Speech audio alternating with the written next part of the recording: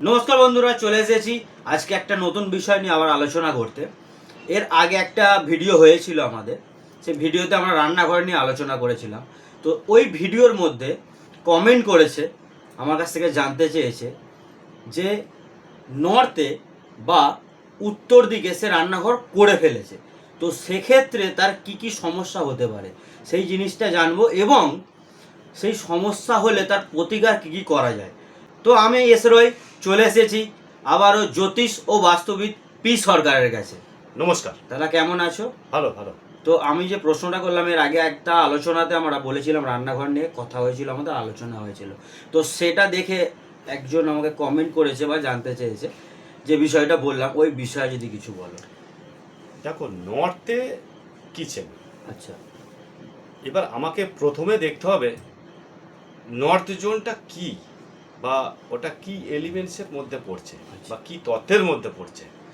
North হচ্ছে, আমরা জানি বা এর আগেও আমি উল্লেখ করেছি, নর্থ হচ্ছে আমাদের ওয়াটার এলিমেন্টস, অর্থাৎ জল তত্ত্ব। হ্যাঁ, এবার তুমি বলছো রান্নাঘর নর্থে, এবার রান্নাঘরটা নির্দেশ করে অগ্নিতত্ত্ব, আচ্ছা, অর্থাৎ ফায়ার এলিমেন্টস। এবার জলে যখনই আগুন এসে যাবে সেক্ষেত্রে কি সমস্যা হবে তো বুঝতেই পারছো। তো এটা কিন্তু খুবই নেগেটিভ রান্নাঘরের পক্ষে, বা ওই বাস্তুতে এই রান্নাঘরটা কিন্তু ব্যাড ইফেক্ট দেবে। আচ্ছা, এবার নর্থ যদি হয়, এবার উনি নর্থে বলেছেন, হয়তো নর্থের এদিক ওদিক হতে পারে, কিছুটা হয়তো ডান দিকে বাঁ দিকে ঘুরতে পারে। আমি যদিও নর্থে উনি বলেছেন, সেক্ষেত্রে বলবো এই নর্থে রান্নাঘর থাকলে সমস্যা কিন্তু হবে। আচ্ছা, কারণ এলিমেন্ট হিসাবে বা তত্ত্ব হিসাবে অ্যান্টি হয়ে গেছে, অ্যান্টি এলিমেন্ট হয়ে গেছে। কেন? জল আগুন, মানে জলেতে আগুন চলে গেছে, এক্ষেত্রে সমস্যা হবে। যত দীর্ঘদিন এই রান্নাঘরটি থাকবে তত সমস্যা বাড়বে। কী রকম সমস্যা আমি বলে রাখি। যেমন ধরো, ওখানে যদি সমস্যা হয়ে থাকে, ওই বাড়িতে অর্থনৈতিক সমস্যা কিন্তু একটা থাকবেই।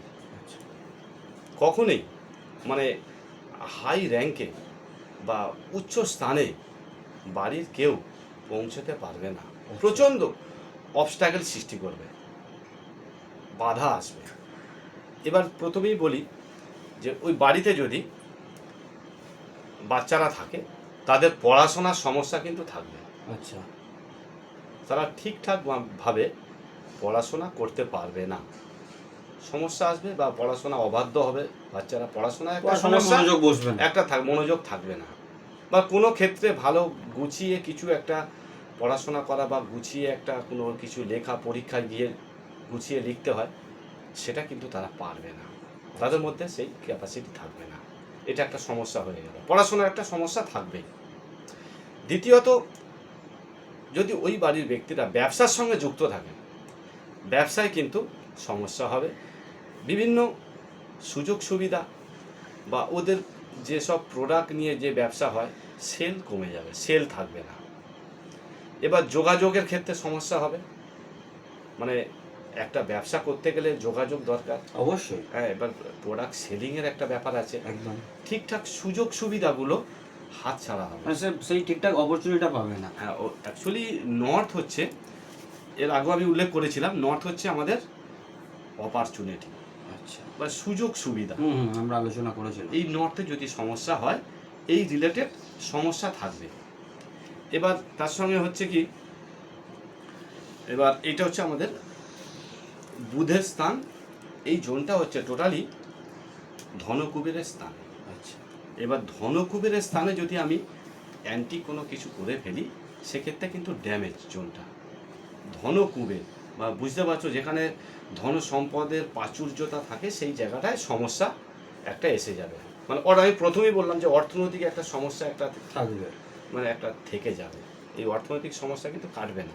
হ্যাঁ, এবার ব্যবসা করলে ব্যবসায় কোনো রকম সমস্যা আসবেই, ভালো প্রোডাক্ট সেল হবে না, ভালো কাস্টমার পাবে না, বা যে কোনো একটা সমস্যা থাকবে। বা কোনো যদি ফ্র্যাঞ্চাইজিস নিয়ে কোনো যদি ব্যবসা করে, সে ব্যবসা বলবো চলবে না, দীর্ঘস্থায়ী হবে না, ব্যবসা চালাতে পারবে না। এবার এবার ব্যবসার ক্ষেত্রে গেল, এবার যদি কেউ চাকরি বাকরি করে, চাকরি বাকরির ক্ষেত্রেও কিন্তু সমস্যা হবে।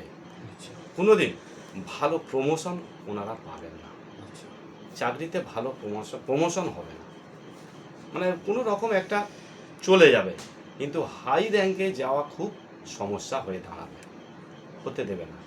এই বাড়িতে যে কোনো ক্ষেত্রে মানে একটা হাই র্যাঙ্কে যাওয়া বা উন্নতি করার ক্ষেত্রে কিন্তু একটা অবস্ট্রাগল সৃষ্টি হবে, ঠিক মনের মতো কিছু হবে না, মানে হচ্ছে চলছে চলে যাচ্ছে কিন্তু মনের মতো কিছু হবে না, এক্ষেত্রে সমস্যা কিন্তু থাকবে যদি নর্থে কিচেন হয়।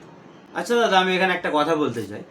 আমরা যে ওই পার্টিকুলার জোনটা নিয়ে কথা বললাম, এবার কেউ তো আর মেপে আমরা বাড়িতে সেইভাবে করতে পারি না যে এই কোণটাতেই আমি করলে এই জিনিসটা হচ্ছে।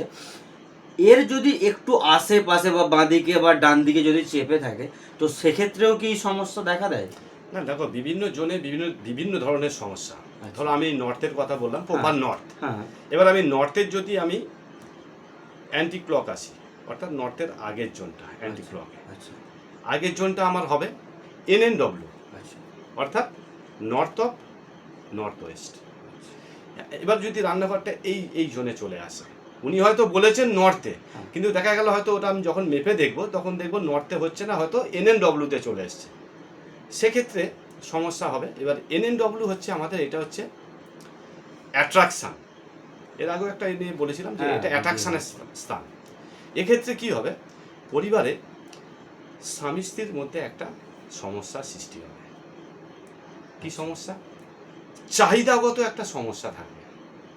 সেটা যেহেতু এই জায়গাটা হচ্ছে অ্যাট্রাকশান অ্যান্ড সেক্সের জায়গা, সেক্সুয়ালি কোনো রকম সমস্যা হবে, বা একজনের অধিক চাহিদা থাকবে, একজনের কিন্তু চাহিদা আস্তে আস্তে কমতে থাকবে। এক্ষেত্রে একটা উভয়ের একটা সমস্যা সৃষ্টি করে, বোঝা গেল?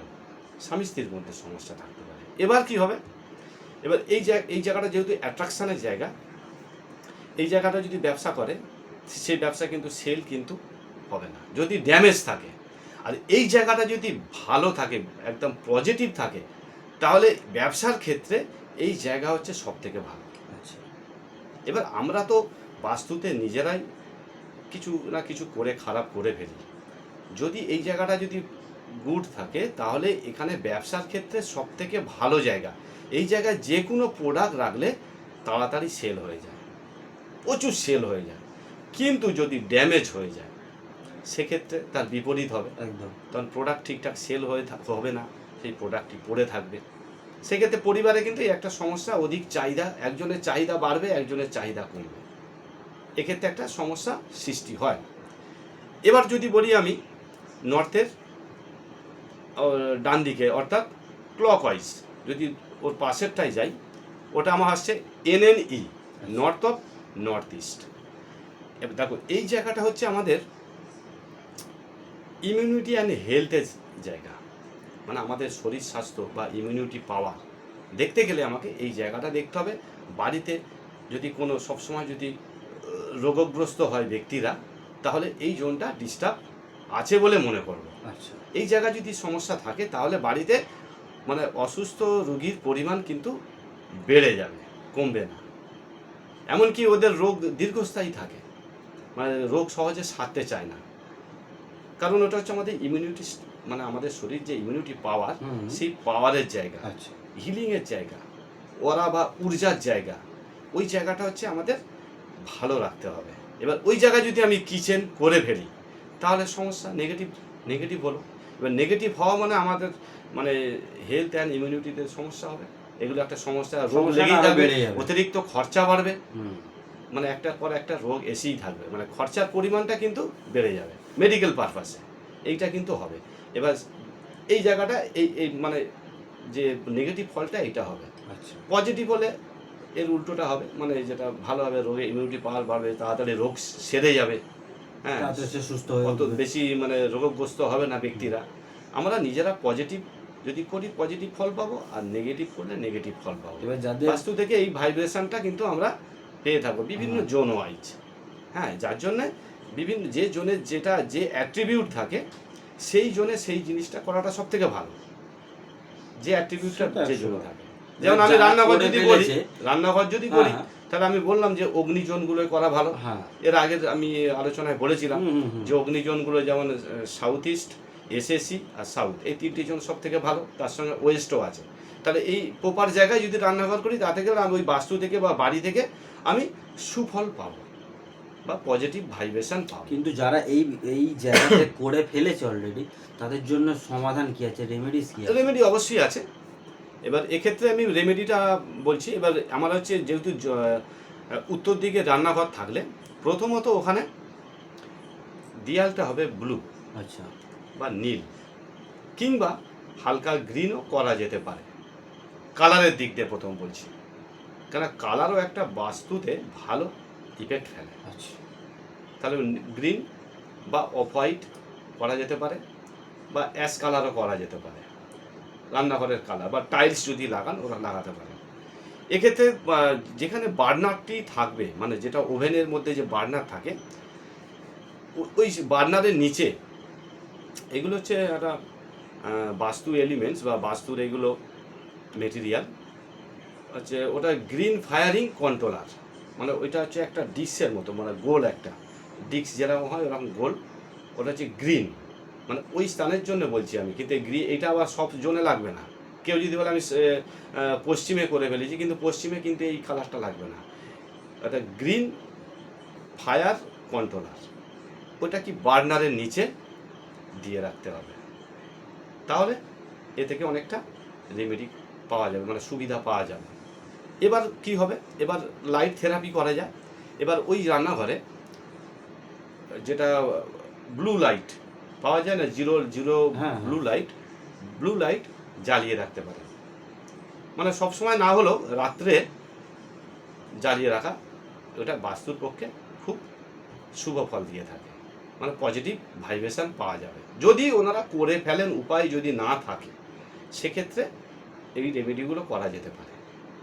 এবার মানে কিচেনটা সবসময় পরিষ্কার পরিচ্ছন্ন রাখা, তা থেকে না কোনো রকম দুর্গন্ধ বেরোয়, সব কিছু একদম পরিষ্কার, বাসনপত্র সব পরিষ্কার পরিচ্ছন্ন করে রাখতে হবে। এতে অনেকটা পজিটিভ ভাইব্রেশন পাওয়া যাবে, তবে নেগেটিভ প্রভাব অনেকটাই কমে যাবে এক্ষেত্রে। এবার আরও আছে, এবার আরও রেমেডি করা যায়। এবার সেটা আমাকে ওই জায়গার পজিশানটা কতটা নেগেটিভ আছে সেটা আগে দেখার প্রয়োজন আছে। একদম।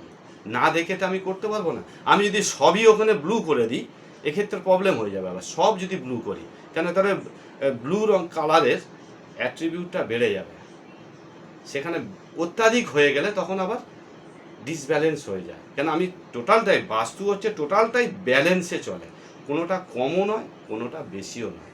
যদি আবার ওখানে আবার বেশি হয়ে যায়, তখন আমাকে আবার ওর অ্যাট্রিবিউট বা ওর এনার্জিটা কমাবার জন্য আমাকে আবার অন্য কালার আনতে হবে।